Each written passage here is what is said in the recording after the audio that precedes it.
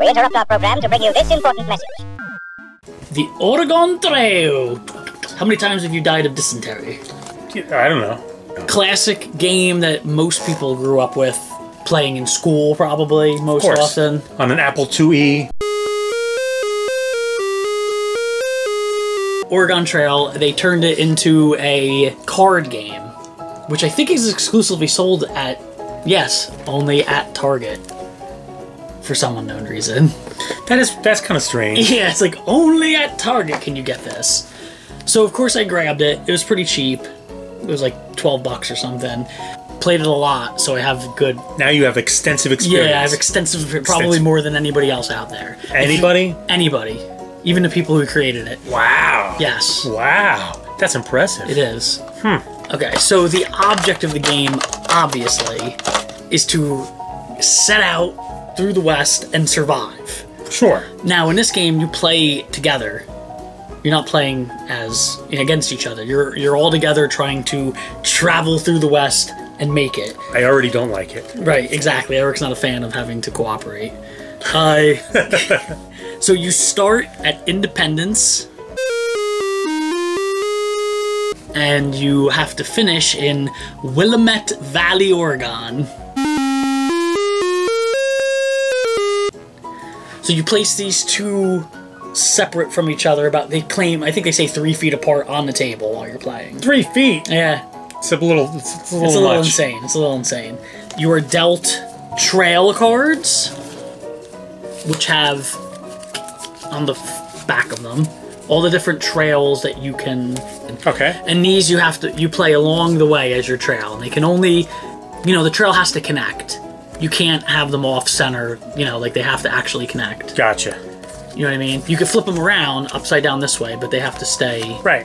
And if you can't go, you pick a new card, blah, blah, blah. If you can't go, the next person goes. You take a card, and if you can't go, the next person goes, which slows down your progress there. Now, and you don't want to slow down your progress because that introduces more opportunities for bad things to happen. Exactly, because these cards will say on them, you're forced to play these cards as you go.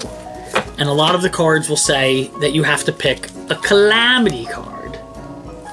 Now they sound like there's probably good things that happen. Sure, with them, right? These are the cards that you want to pick that have terrible things on them. Like dysentery. Yeah, like snake bites. Now, this game is really rough. I think it says in the thing that you have like a 10% chance of ever winning the game, which is insane if you think about it. Because you could pick up a card, and they'll just say snake bite, you're dead. And then that person's out of the game. We were playing a couple months ago, and the second card I picked up said snakebite, and I was just out of the game. So you just have to sit there twiddling your thumbs. Yeah, I'm just in charge of supplies, which they also give you supply cards. Everybody gets a couple supply cards before they start. And what happens is if you don't have the right cards to cure you of certain diseases, water, axle broken, you run out of oxen.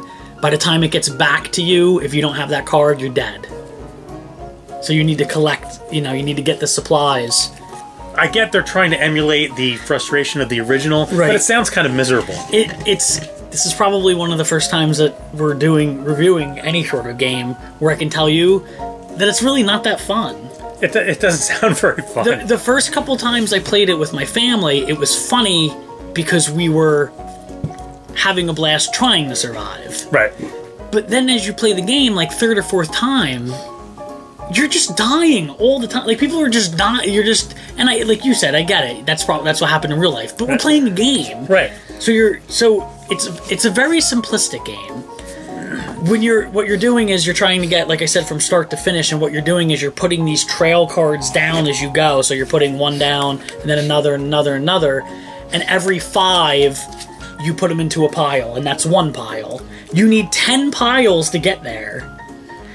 What? So you need 50, right? 50 cards. It sounds basically impossible. Have you ever won one? I played over 1,500 times he's played. I've played in total 15 times, and we won once. And 15 times. That is less than 10%.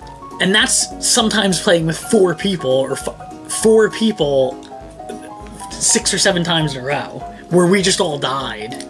jeez. Yeah, it doesn't say. I mean, it doesn't sound fun. Because also, it's not just boring. It's not just boring that you die. It's just boring. Well, here's the thing. All right, based on, because it seems like the rules are pretty straightforward. Yes. Everything that you laid out, to me, it seems like the game is pure 100% chance. It's 100% chance, which again makes sense, right? Because you're going into the wild with these supplies. But no, it doesn't actually make sense. Well, all right, for one, I mean, the game's not meant to actually emulate the historic thing. It's meant to emulate the video game. If it was actually meant to sort of give you the impression or the idea of doing, going out into the wild and doing that, that isn't a matter of pure chance. There's skills and idea, and but it sounds like there's no, is there decision making? What decisions do you make? There are some decision makings in this aspect. If we're playing the game and there's a situation where you draw, sometimes you'll draw a card and will say, the calamity card will say, you got this disease. If it gets back to you, I can use my medicine to cure you. Right. But there's sometimes decisions that have to be made where we'll say, look, we're 10 cards out and there's 3 of us, we're gonna let you die. Oh, so this way somebody can make it. We can make it back. Yeah, but so there's a little bit of that, but it doesn't. That sounds really minor. It's very minor, and it doesn't happen often. I think only once did we get so close that we said, okay, we're gonna let you die because we know we only got to draw 3 more cards. Right. And we'll make it. The other problem is this is my biggest problem with it. The trail cards, there's only like 3 different. Really? Yeah. No variety. That's the problem. Yeah. It's like draw a calamity card, roll a 1 or 4. Okay, so then what is this? You have an expansion over there. Okay. What does it do? Does it make it better? Not really. It makes it more complicated, but it doesn't make it better. This actually got poor reviews. I ended up just buying it because it was cheap and I thought it would help. Obviously, it's like a nostalgia riff. It's meant to tickle your nostalgia bone, but it still has to be kind of fun, doesn't it? Like, nobody nostalgically goes back and plays the Oregon Trail video game. No, you don't. You're a liar. You are a liar, and you should stop. Just stop nobody's yourself. going back and playing Oregon Trail. Yeah, absolutely not. You might have done it once, like for the novelty to see or remember something, but you don't go back and play it. You don't stop. Just stop yourself. Stop. You don't.